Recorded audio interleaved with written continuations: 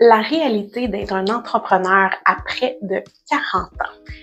De quoi ont l'air les journées? La réalité, c'est qu'on porte tous, et toi aussi, beaucoup de chapeaux. On est des mères, on est des conjointes, on est des filles, on est des sœurs, on est des belles-mères parfois, on est des belles-filles aussi. Et c'est ce qui occupe en grande partie notre charge mentale. Je suis certaine que toi aussi, tout comme moi, tu souhaites, quand tu arrives à la fin de ta journée, pouvoir passer un moment en famille, tranquille, pouvoir être connecté avec les gens qui t'entourent et pas avoir l'impression de penser aux mille et une choses que tu as laissées sur ton bureau de travail. Je suis certaine que tu veux aussi profiter de ta lecture en fin de journée et pouvoir te reposer la tête tranquille avec la confiance que tu as réussi à accomplir toutes les tâches auxquelles tu t'étais engagé comme entrepreneur. Et si je te disais que oui, tu peux appliquer des trucs et des astuces que j'ai personnellement testées dans mon entreprise qui vont faire en sorte que tu vas gagner cette confiance-là et des trucs et astuces que tu peux appliquer dans ton entreprise qui vont faire en sorte que tu vas avoir la tête plus légère dans dans tes autres rôles de ta vie. Parce que c'est important de pouvoir être un entrepreneur serein et que c'est possible d'être aussi serein dans tous nos autres rôles. Et c'est justement 3 de ces astuces-là que je te présente dans la vidéo d'aujourd'hui. Si tu ne me connais pas, je suis Audrey, fondatrice et propriétaire de Vintage Virtuel, entreprise spécialisée en optimisation de l'administration et de l'expérience client dans le but d'être des entrepreneurs sereins, mais dans le cas de la vidéo d'aujourd'hui, d'être aussi serein dans tous les autres rôles et sphères de notre vie. On va tout de suite commencer par l'astuce numéro 1 que je voulais te présenter dans la vidéo d'aujourd'hui, que j'utilise personnellement pour, oui, être un entrepreneur serein, mais aussi être sereine dans la plupart des autres rôles de ma vie et qui a un impact assez drastique. Et c'est très important de l'appliquer, c'est pour ça que je tenais à te le présenter aujourd'hui. Tout simplement, la planification de l'agenda. Mais la planification de l'agenda la semaine précédente. Pourquoi? Oui, on peut avoir le réflexe de penser qu'un lundi matin, avec un bon café, on s'assoit devant notre ordinateur et là, on regarde qu'est-ce qu'on a de planifié pour la semaine. C'est probablement un réflexe tout à fait naturel. Le hic avec ça, c'est qu'on fait face à des choses qui vont arriver dans presque l'immédiat, donc dans nos journées. Et probablement que quand tu te rends à ce stade-là le lundi, ta famille, tes enfants sont déjà à l'école, ton conjoint, ta conjointe est déjà parti travailler aussi. Donc, il y a plus ou moins place à améliorer ou à ajuster celle-ci parce qu'il est, entre guillemets, déjà trop tard. Donc, c'est là où l'astuce de faire la planification de l'agenda, évidemment, si tu fais pas de planification de l'agenda, il faut que tu t'y mettes, mais l'astuce de la faire le vendredi, donc la journée précédente, ou même le jeudi en fin de journée, pour voir qu'est-ce qui s'en vient à l'avance, vient faire toute la différence. Pourquoi? Parce que je peux, en fonction de mes journées un peu plus chargées, prévoir des repas peut-être plus simples ou même, au contraire, les préparer dans le week-end pour pouvoir avoir la tête beaucoup plus tranquille et surtout m'assurer que mon moment en famille de cette soirée-là en particulier, même si j'ai une plus grosse journée, va être protégé par cette planification-là. Donc, si je le sais à l'avance, j'ai le temps, durant le week-end qui précède, de me préparer et d'ajuster donc ma structure pour ma semaine à venir. Et j'ajouterais, évidemment, si, tout comme moi, tu as un conjoint, une conjointe qui a une entreprise aussi, donc 2 entreprises, dans notre cas, c'est 3, on coordonne nos agendas. Parfois, le vendredi, c'est pas possible parce que mon conjoint ne travaille pas au bureau, il est sur la route. Donc, nous, ce qu'on fait, c'est que les dimanches après-midi, dimanche matin, tout dépendant de notre structure ou de nos engagements de cette journée-là, on regarde nos agendas ensemble.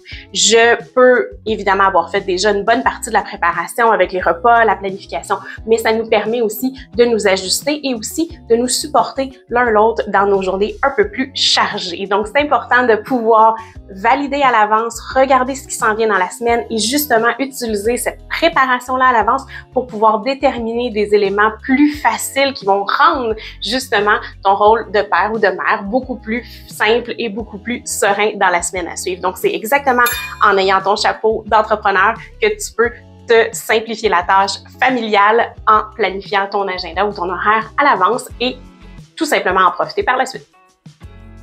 De là, on va passer à l'aspect numéro 2, au truc numéro 2 que j'utilise dans mon rôle d'entrepreneur pour me faciliter la tâche dans tous mes autres rôles et c'est tout simplement d'utiliser des tableaux de suivi. La formulation peut être exactement celle qui est la plus simple pour toi. Donc, que ce soit un tableau Excel, que ce soit un tableau de suivi Google Doc, par exemple, que ce soit sur une plateforme comme Notion pour faire le tracking, le suivi de où tu en es. Ça, c'est vraiment toi qui peux décider laquelle de ces formules-là est la meilleure pour toi et la plus simple surtout. Mais l'objectif, en fait, dans ce truc-là, c'est tout simplement de pouvoir stopper, de pouvoir aller faire une tâche personnelle. Par exemple, partir faire une petite commission parce que, oups, j'ai oublié d'acheter le médicament anti-allergie pour mon fils et je sais qu'il va en avoir besoin quand il va être de retour de l'école. Donc, je peux arrêter ce que je fais là, aller faire ma tâche ou ma responsabilité et revenir avec la tête tranquille de ne rien avoir oublié à où j'en étais dans mon travail à ce moment-là quand j'ai stoppé. C'est exactement ce que j'applique aussi quand mes ados rentrent de l'école à 16h et que j'ai pas nécessairement terminé ma journée, mais que je peux arrêter, aller leur préparer leur repas et eux vont pouvoir manger pendant que je complète ma journée, que je remonte à mon bureau, compléter ma journée et qu'ils puissent par la suite, eux, vaguer à leurs activités de la soirée ou tout simplement, si je suis pas si loin ou que j'ai l'ensemble de mes priorités d'accompli, je vais pouvoir stopper et savoir que je peux recommencer le lendemain la tête tranquille parce que je vais avoir un indicateur qui va me dire exactement où j'en étais dans ma journée de travail et c'est là où on peut se poser, un peu comme si on avait quelqu'un qui prenait soin de nous, à savoir où on doit recommencer un peu plus tard ou le lendemain, tout simplement. C'est vraiment une façon d'avoir la tête tout simplement beaucoup plus tranquille et il peut y avoir une multitude de formulations à utiliser dans ces types de travaux-là. Petit bonus, commente dans les commentaires, laisse-moi un petit mot si tu veux avoir le tableau que moi j'utilise personnellement pour mon suivi de tracking client. Je pourrais te l'envoyer par la suite, ça va me faire grand plaisir. Donc, laisse-moi un petit commentaire et je vais te l'envoyer pour que tu puisses toi aussi profiter dès maintenant de la tranquillité d'esprit quand tu dois arrêter ta journée de travail et savoir que tu veux recommencer sans avoir rien oublié. Finalement, mon astuce numéro 3 pour pouvoir m'assurer de rester sereine, autant dans mon rôle d'entrepreneur que dans tous les autres rôles que j'occupe dans ma vie, c'est tout simplement de diviser mon espace de travail, mais plus précisément de tout ranger. Ça va avoir l'air étrange, mais ce que je veux surtout créer avec ce truc-là, c'est de me rendre la tâche compliquée. OK, je sais d'habitude, je parle toujours de tâches simples et au contraire de se rendre la vie plus facile, mais là, je vais me rendre la tâche compliquée. Si mon objectif est de pouvoir profiter de ma soirée, que ce soit avec ma famille ou d'un moment pour moi-même, je ne veux pas être tentée de retourner dans mon espace de travail trop facilement.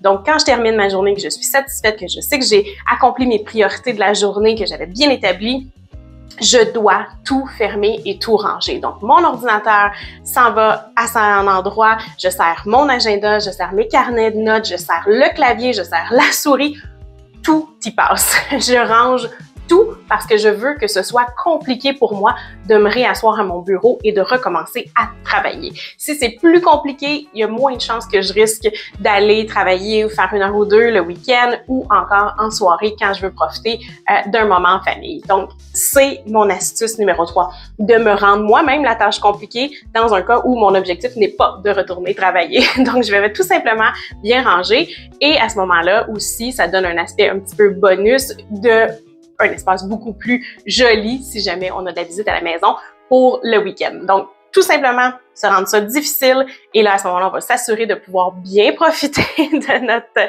période de temps pour soi ou en famille.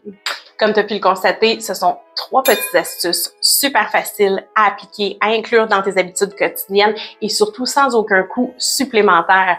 Donc, on vient tout simplement faire la planification de sa semaine le vendredi ou la semaine précédente plutôt qu'au début d'une nouvelle semaine.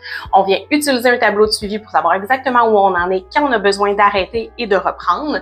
Et finalement, on fait tout simplement un beau ménage, un bon classement de notre bureau, un beau rangement de notre espace de travail pour se rendre ça encore plus compliqué de retourner travailler, ce qui va nous garantir d'avoir au moins un petit moment de réflexion avant de se replonger dans le travail quand c'est pas le moment de le faire selon notre agenda. Donc, ce sont 3 astuces simples à appliquer, faciles et, comme je disais, sans aucun coût supplémentaire qui vont pouvoir faire de toi un entrepreneur, oui, plus serein, mais surtout encore et rester un parent, un enfant, une fille, une sœur beaucoup plus sereine et beaucoup plus connectée avec ton environnement, parce que je pense qu'au fond, c'est ce que l'on souhaite tous et qui nous permet de pouvoir poursuivre encore plus longtemps dans notre rôle d'entrepreneur.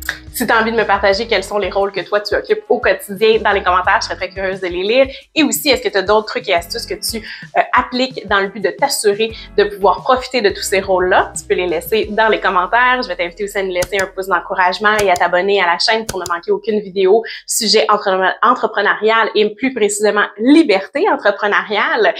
Et si tu t'es rendu jusque-là dans la vidéo, je pense qu'on peut considérer que tu fais partie du Vintage Business Club, comme j'avais décidé de l'appeler, et qu'on est des entrepreneurs amis. Donc, je voulais pouvoir continuer de te partager mon ascension, ma préparation pour l'ascension du Mont Washington. J'ai fait l'acquisition de nouvelles planches d'exercice et je l'utilise tous les matins pour me préparer, me renforcer et être prête à faire cette belle ascension-là que je fais aussi pour avancer des fonds pour la Fondation Jean Lapointe au Québec, et qui me permettra aussi de te présenter toute la préparation que je vais faire en tant qu'entrepreneur pour un séjour comme celui-là à l'extérieur de mon poste de travail, tout en maintenant mes responsabilités, et aussi comment je vais me remettre après cette portion-là pour pouvoir reprendre mes responsabilités après mon ascension. Donc, tu vas pouvoir rester à l'affût pour cette vidéo-là qui va venir en septembre et évidemment toutes les autres qui vont être entre-temps. Et d'ici là, ben moi, je vais t'inviter à regarder la vidéo de la semaine dernière et je vais te dire à la prochaine!